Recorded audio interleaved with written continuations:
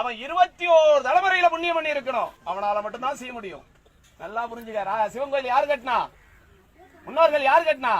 ராஜாக்கள் தான் சிவாலயம் கட்ட முடியும். ஞாபகம் வச்சுக்க. இந்த ஊர்ல சிவன் கோயில் கட்டுறேன்னா இது சாதாரண விஷயம் கிடையாது. முதல்ல சிவத்தை வணங்குவது என்பதே சாதாரண விஷயம் கிடையாது. சிவத்தை வணங்கணும்னா யாருடைய அனுமதி வேணும்?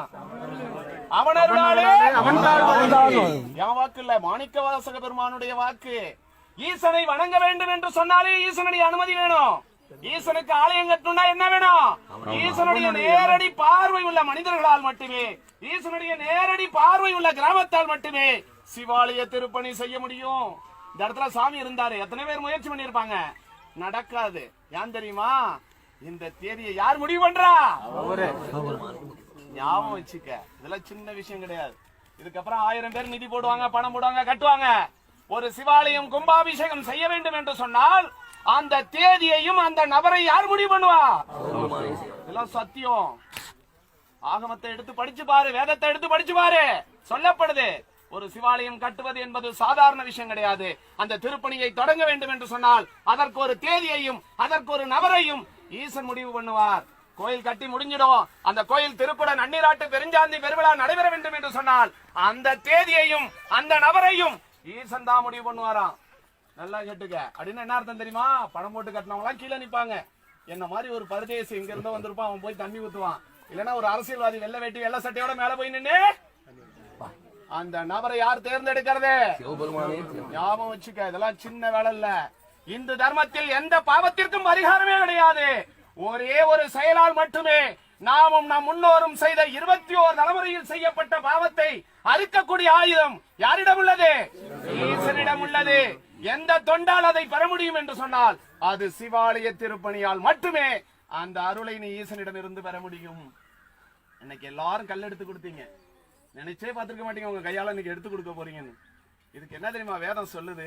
வேதத்துல என்ன சொல்றாங்கன்னா, ஒரு சிவாலய திருப்பணி நடக்கும் பொழுது ஒரு செங்கல் வாங்கி கொடுத்தால் கூட, ஒரு செங்கல்லை உன் கையால் எடுத்து கொடுத்தால் கூட 21 தலைமுறையில் செய்யப்பட்ட பாவம் அக்கணமே அறுபடும். அந்த செங்கல் எது தெரியுமா? இன்னைக்கு எடுத்து கொடுத்தவாரு இந்த செங்கல். ஏன்னா இந்த இடத்துல 1400 ஆண்டுகளுக்கு முன்னால் சோழர் காலத்துல திருப்பணி நடந்தது. அன்னைக்கு வாசு போட்டு சாமிக்கு பேஸ் போட்டு கல் எடுத்து வச்சு பூஜை போட்டாங்க.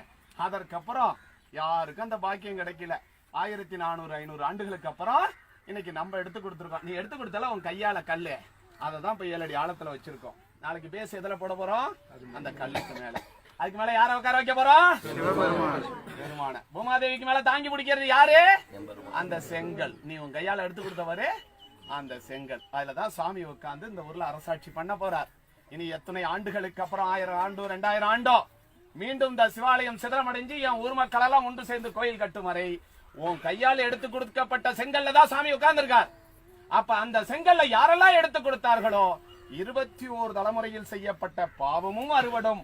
உன் சந்ததி இந்த பூமியிலே 21 தலைமுறைக்கு 16 செல்வத்தோடு பேரானந்தமாகவும் வாழும். இதெல்லாம் சின்ன வேலை இல்ல.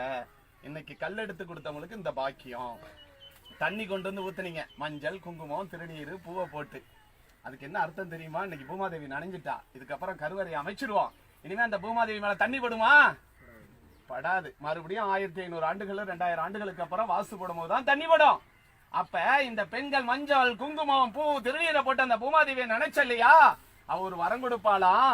இந்த பெண்மணி இந்த பிறவி அல்ல, இனி எத்தனை பிறவி எடுத்தாலும் மஞ்சள் குங்குமம் பூவுக்கும் திருநீருக்கும் ஒரு குறையும் இல்லாமல் அவள் தீர்க்க சுமங்கலியாக வாழ வேண்டும் என்று அந்த பூமாதேவி ஒரு வரம் கொடுப்பாளாம். இதெல்லாம் சின்ன வேலை இல்ல. அப்பேற்பட்ட வாய்ப்பு இன்னைக்கு உங்களுக்கு கிடைச்சிருக்கு. நீங்க எல்லாம் என்ன பண்ணணும் அடுத்ததுன்னா, இப்ப முதல் கட்டத்தை தாண்டிட்டோம். இந்த கோயில் ஆனந்தமா கட்டப்படணும். இந்த ஊர்ல இருக்கிற அத்தனை வீட்டுல இருந்தோம் 5000மோ 10,000மோ 20,000மோ 50,000மோ 1,00,000மோ 1000மோ உன் தகுதிக்கு ஏற்றவாறு இந்த ஆலயத்துக்கு என்ன செய்யணும்? திருப்பணி செய்யணும். நீ செய்தாய் என்று சொன்னால் கலியுகமாக இருந்தாலும் சரி, எவன் ஒருவன் தர்மம் செய்கின்றானோ கர்மம் அவனை சத்தியமாக நெருங்குவதில்லை. நீ தர்மம் செஞ்சினா உன் வீட்டு வாசலுக்கு என்ன வராது? கர்மம் வராது. கட்டு கட்டா கொண்டு ஹாஸ்பிட்டல்ல கொடுக்குற பாரு, அந்த செலவே வராது. நீ வேணா அந்த தர்ம சத்தியத்தை பாதுகாத்து பாரு. இந்த தர்ம சத்தியத்துக்கு நீ தொண்டு செய்து பாரு. இந்த ஈசனுக்கு உன்னுடைய பரிபூர்ணமான அன்பை செலுத்தி பாரு. அவனுடைய அருளை பெற்றுவிட்டாய் என்று சொன்னால் இந்த உலகத்தில் உன்னை எதிர்ப்பதற்கு எந்த சக்தியும் கிடையாது. நீயும் உன் சந்ததி இந்த பூமியிலே வாழையடி வாழையாக 16 செல்வத்தோடு பேரானந்தமாக வாழ்வாய்.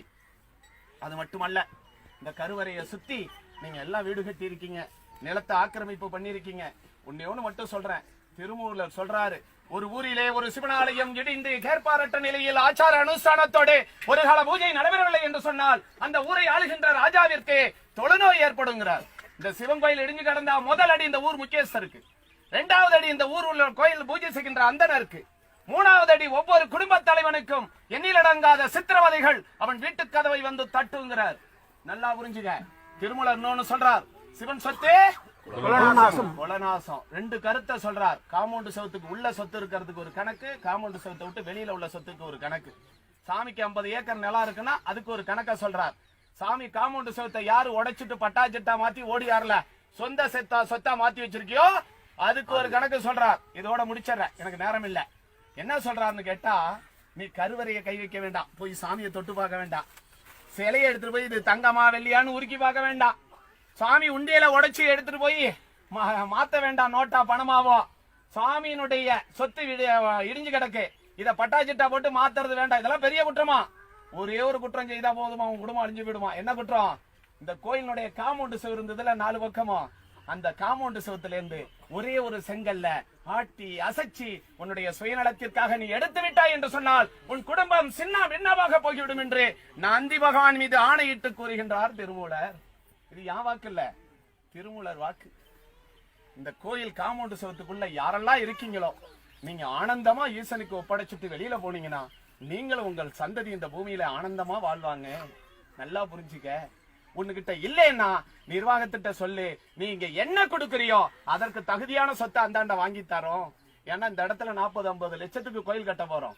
50 லட்சம் பிச்சை எடுக்கிற நாங்க இன்னும் 10 லட்சம் கூட பிச்சை எடுத்து உனக்கு தேவையான சொத்தையும் வாங்கி கொடுத்துட்டு நாங்க எடுத்துக்கிறோம். ஆனா என் பெத்த அப்பா இடிஞ்சு கிடக்குறான், இந்த ஊர்ல இருக்கிற 500 குடும்பம் வீணா போகுது, அதனால என் சொத்தை விட்டு கொடுக்கறேன்னு பெருந்தன்மையா கொடுக்கற நீ ஆனந்தமா கொடு. சரியா நான் சொல்றது? தப்பா பேசுறேன்னா கரெக்டா பேசுறேன். எங்களுக்கு தெரிஞ்ச சத்தியத்தை சொல்றோம்டா, எடுத்துக்கிறதும் எடுத்துக்காதும் உங்க மனப்பக்குவத்தை பொறுத்தது. அதே மாதிரி இங்க வந்திருக்க அத்துணை பேரும் அவரவர்களால் முடிஞ்ச தொகையை இந்த திருப்பணிக்காக கொடுக்கணும். கொடுக்கலாமா? இந்த சபையில அறிவிக்கலாமா? சொல்லுங்க பார்க்கலாம், யார் யார் எவ்வளவு. இன்னைக்கே கொடுக்கணும் அவசியம் இல்ல. இந்த திருப்பணி 1 வருஷம் நடக்க போகுது. இரு வர.